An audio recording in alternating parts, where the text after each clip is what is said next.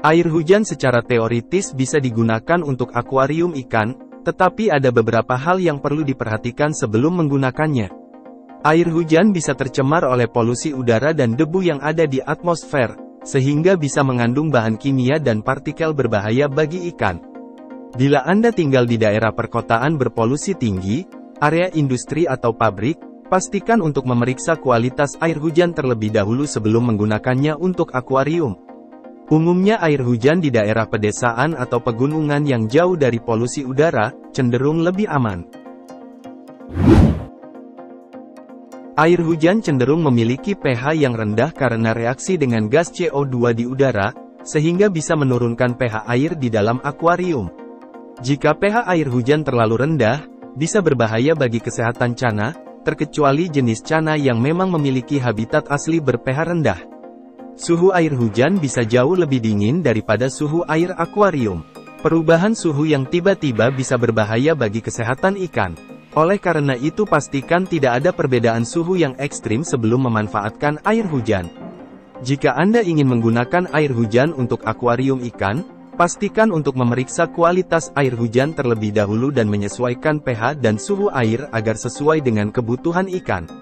Jangan lupa untuk melakukan pengolahan air hujan terlebih dahulu sebelum digunakan untuk menghilangkan kontaminan dan polutan yang mungkin ada di dalamnya. Salah satu kelebihan air hujan untuk ikan di akuarium adalah bahwa air hujan bersifat lunak dan cenderung memiliki pH yang rendah. Hal ini bisa menguntungkan bagi ikan seperti cana maru dan tanaman akuarium tertentu yang membutuhkan air dengan karakteristik tersebut. Selain itu, air hujan juga bebas dari zat tambahan seperti klorin dan fluorin yang biasa ditemukan dalam air ledeng atau air dari keran. Kedua zat tersebut dapat berbahaya bagi ikan dan tanaman akuarium jika terlalu banyak terkandung di dalam air. Air hujan juga bersifat alami dan dapat membawa nutrisi yang berguna bagi tanaman akuarium.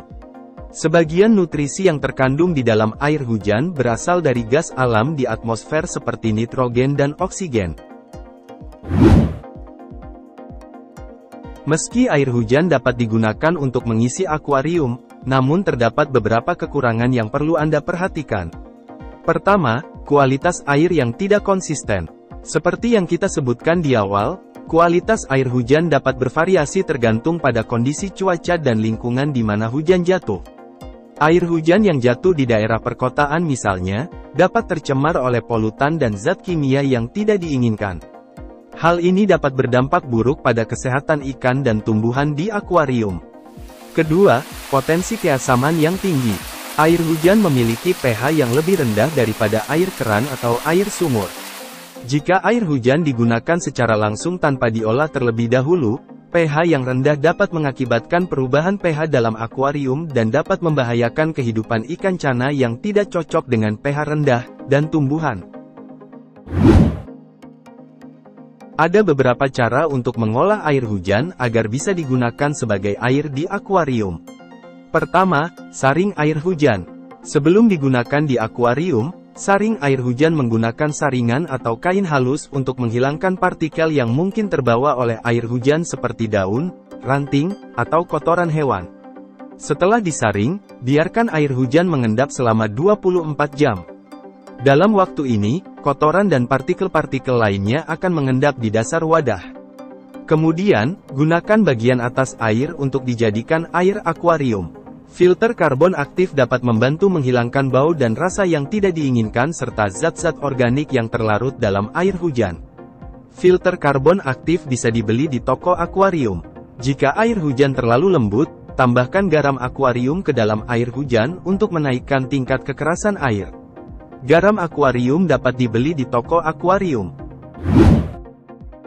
Air hujan bisa mengandung bakteri atau virus jika terpapar oleh kotoran atau mikroorganisme yang terdapat di lingkungan sekitar.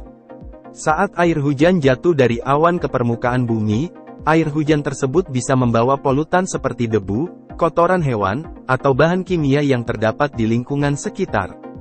Bakteri atau virus juga bisa terdapat di permukaan tanah atau di sekitar daerah tempat air hujan jatuh. Contohnya, jika hujan jatuh pada daerah yang tercemar oleh limbah manusia atau hewan, maka air hujan dapat terkontaminasi oleh bakteri dan virus yang mungkin hadir dalam kotoran tersebut.